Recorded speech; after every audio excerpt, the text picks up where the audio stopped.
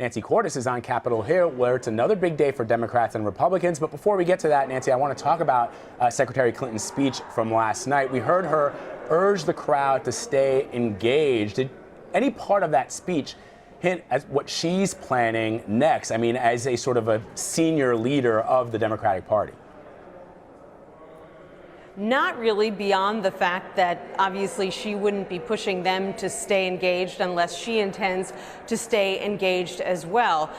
You know, the fact that Hillary Clinton lost doesn't mean that she suddenly becomes persona non grata within the Democratic Party. She is still widely admired. She's still a very valuable voice within this party. And so I think that she still needs to figure out exactly what role she wants to play, what kind of influence she wants to have, whether she does that through the Clinton Foundation or some other way.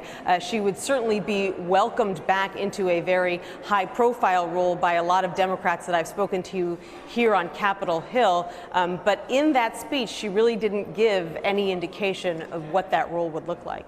Nancy, we know House Minority Leader Nancy Pelosi held her weekly news conference this morning. You were actually there. Let's take a listen to what she said. As of right now, I know you're still examining it, but what do you think the main factors were in Hillary Clinton's surprise defeat? And do you think that Rudy Giuliani has financial conflicts of interest that should be considered? I believe that the Comey letter was a foul deed. It was a wrong thing to do. I have had great admiration for Director Comey. I think that he just couldn't take the heat.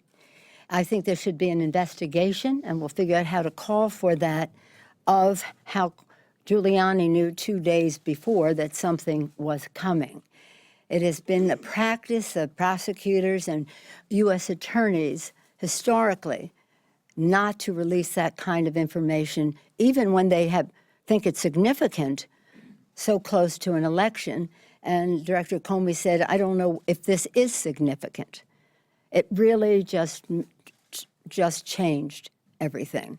And the same Comey who said he didn't want to put his name on the consensus intelligence appraisal that the Russians were hacking, the Russians were the hackers of the Democratic committees and Hillary Clinton's campaign, because he didn't want to, it was too close to the election for him to sign a consensus intelligence document. So something is not right in this picture.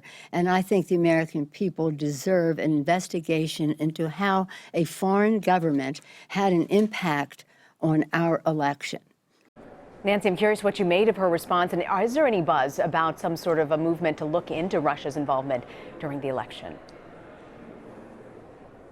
Well, the challenge is that, and as Pelosi well knows, Republicans control the House and the Senate. So it's unlikely that they're going to be launching investigations anytime soon into an action by James Comey that ended up benefiting them, or an action by the Russians that also potentially ended up benefiting them. So we've gotten no indication at this point that this is something that the Republicans are eager to investigate. In fact, after Nancy Pelosi spoke, Paul Ryan held his weekly press conference, and I asked him whether he believes that it is a conflict of interest for Donald Trump's son-in-law, Jared Kushner, to take a role within the White House, if he thought that perhaps that violated nepotism rules. And Ryan essentially said he doesn't really know the nepotism rules, but that Kushner was a very valuable advisor to Donald Trump. This is the same Paul Ryan who had deep concerns about Hillary Clinton's potential conflicts of interest in the White House with the Clinton Foundation, for example.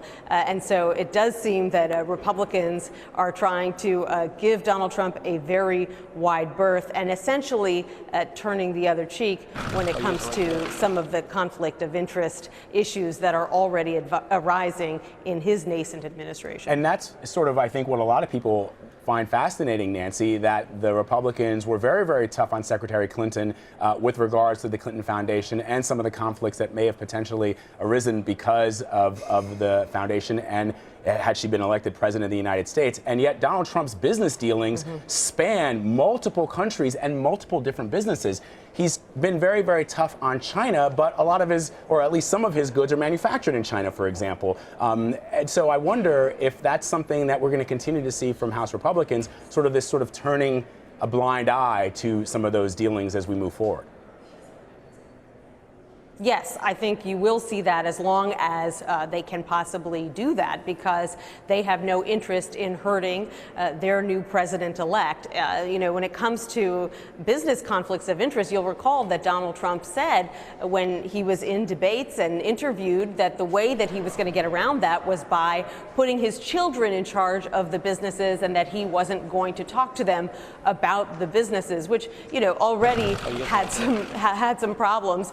But then when you talk about his son-in-law then coming to work in the White House, it makes it pretty clear that there really isn't any way to draw those lines between Donald Trump and his family and the business. So Republicans are going to have to figure out if this is something that is truly a concern to them, and if so, are they going to try to go through back channels to express it to the Trump administration, or will they do something more publicly? At this point, there is no appetite to do something more publicly, in large part because there's really no sign that there's anything that they could do about it. I mean, his businesses are his businesses. There's no way to really put them in a blind trust the way that past presidents have put their investments into a blind trust. And we're kind of in uncharted territory because we haven't had a businessman in modern times take over the Oval Office.